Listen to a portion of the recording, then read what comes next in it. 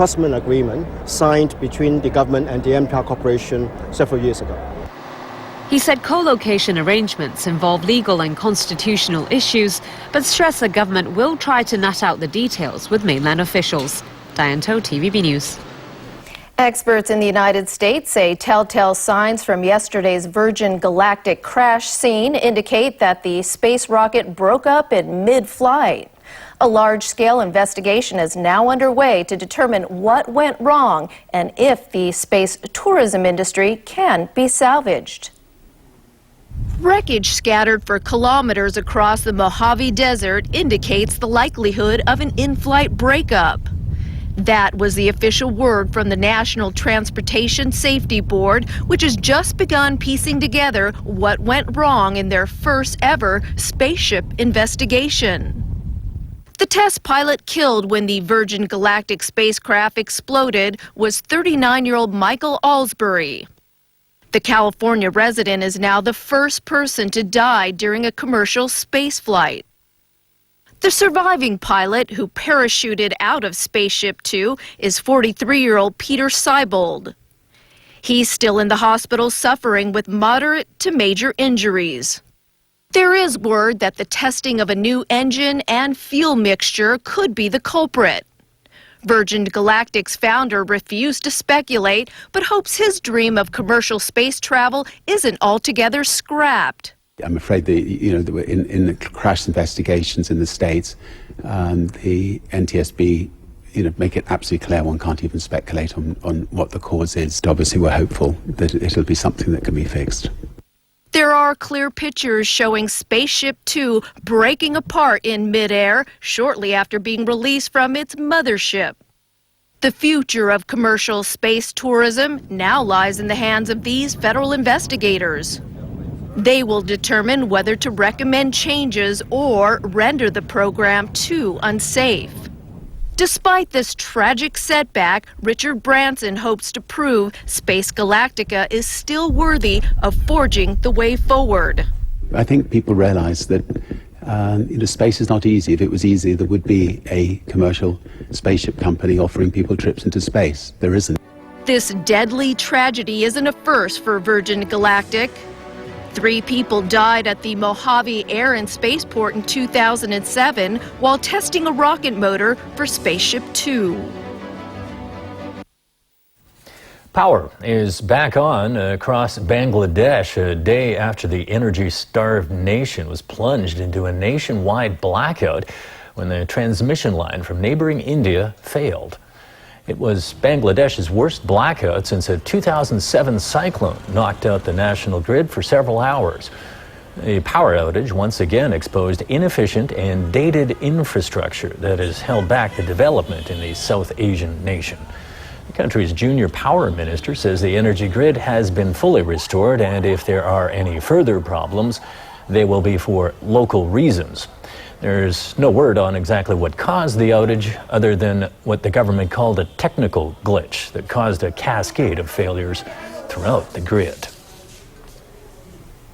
And coming up in the news, this year's Wine and Dine Festival doing much better than expected. A suspected leading figure in Basque separatism arrested in Germany. And red poppies at the Tower of London to mark the outbreak of the Great War 100 years ago.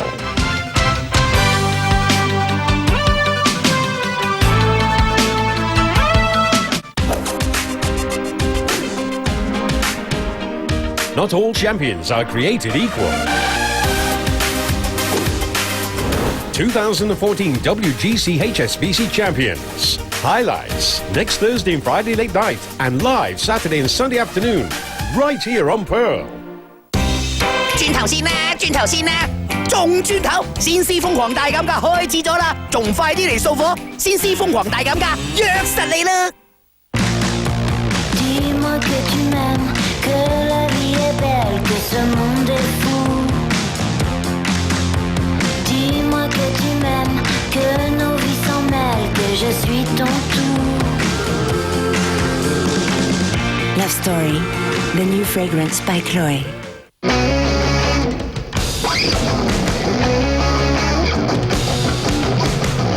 Get ready for a new page in motorsport history.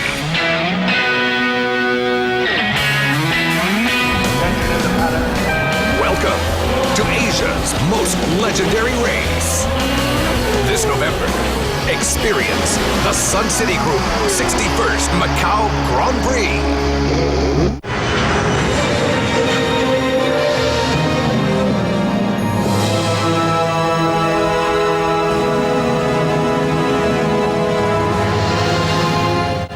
The time now is 7:44. The time check was brought to you by Seiko.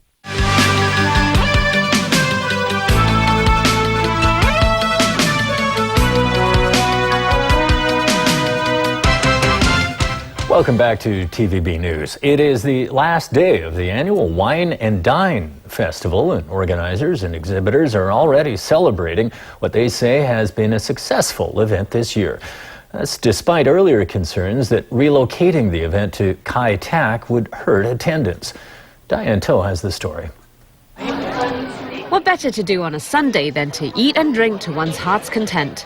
People flock to the carnival at Kowloon Bay throughout the day, with some there just trying sample wines and others happily stocking up on discounted wines. This visitor, happy about the free admission this year, says she came for the food, but it's great that she can try all sorts of wines too. There had been a lot of concern about the success of the Gourmet Festival after it was forced to move from the Central Promenade to Kai Tak Cruise Terminal due to Occupy road blockages. Some exhibitors pulled out of the annual event after the relocation was announced, but others who stayed on are pleasantly surprised. This wine exhibitor says about 70% of the people who tried wine at a stall also bought some. We've done over 100% more business than expected, she added. Another wine exhibitor says because there's no entry fee this year, even people who don't usually drink have been trying his wines, so he believes he's reached a bigger share of the market. The tourism board now estimates this year will beat last year's record of 140,000 visitors after the first 3 days of the festival saw more than the first 3 days in 2013. Authorities are urging people to take the shuttle buses arranged by the organizer instead of driving and will monitor the traffic conditions in the area carefully. Diane To, TVB News. German police have arrested a Spaniard who is suspected to be a high-ranking logistical expert from the Basque separatist group ETA.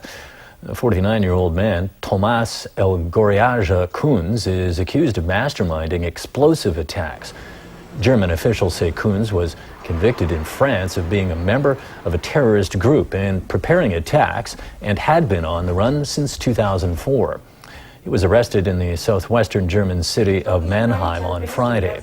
In 2001, ETA announced a unilateral ceasefire, suspending decades of attacks that killed more than 800 people in its campaign to carve out an independent Basque homeland in northern Spain and southern France.